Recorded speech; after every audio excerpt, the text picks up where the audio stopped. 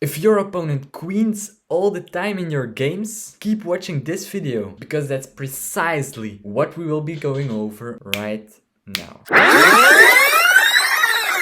This is the Endgame series, a series in which I explain all the endgames in increasing difficulty. Also, according to YouTube statistics, only a small percentage of people who watch my videos are actually subscribed. So if you end up liking this video, consider subscribing. It's free and you can always unsubscribe. Enjoy the video.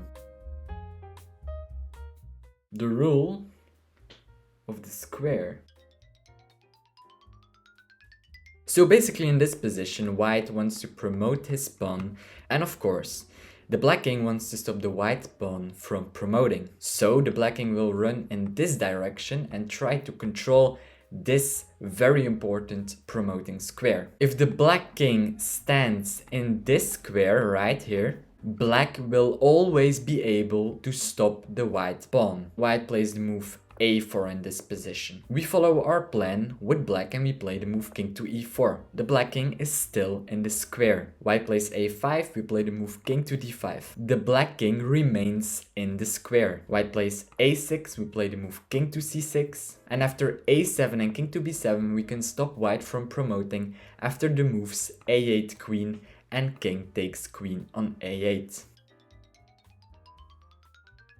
Let's have a look at this position. It's white to move and the black king doesn't stand in the square. After a5 and king e4, there is no possible way for black to get into the square. After a6, king to d5, a7, king to c6, we are not able to stop the white pawn and white wins after the move a8 queen. If you don't know how to win this with white, go to that video right there. In this position it looks like black should be able to stop the white pawn. This is not true. You shouldn't forget that the white pawn can play two moves if he stands on the second rank. After a4 and king to e3, there is no possible way for black to get into the square. a5, king to d4, a6, king to c5, a7, king to b6, and now the move a8 queen.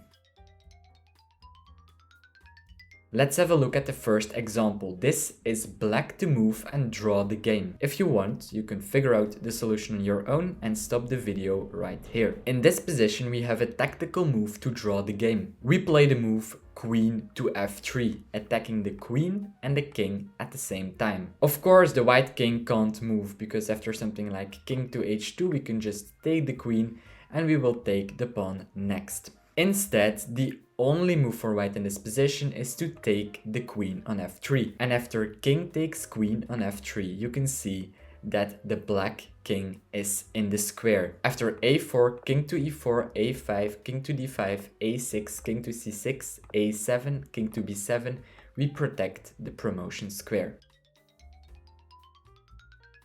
Let's have a look at a final example. It's white to move and draw the game. If you want, you can pause the video here. With white, you want to exchange all the pieces and then get into the square. We play the move queen takes queen on g3 first. Now the king has to take, and now we take the knight with our knight. After king takes on h2, we are not in the square yet, but with the move king to d4, we can get into the square. Also, it would have been nice if you saw the solution after the move a3, instead of the move king takes knight on h2. After the move a3, we are just on time to protect the promotion square. After knight to f1, king to f2, knight to d2, a2, and knight to b3, we stop the pawn from promoting with our knight, and in the next moves we will just take the pawn like this. I hope you enjoyed this video and I hope to see you in my next one.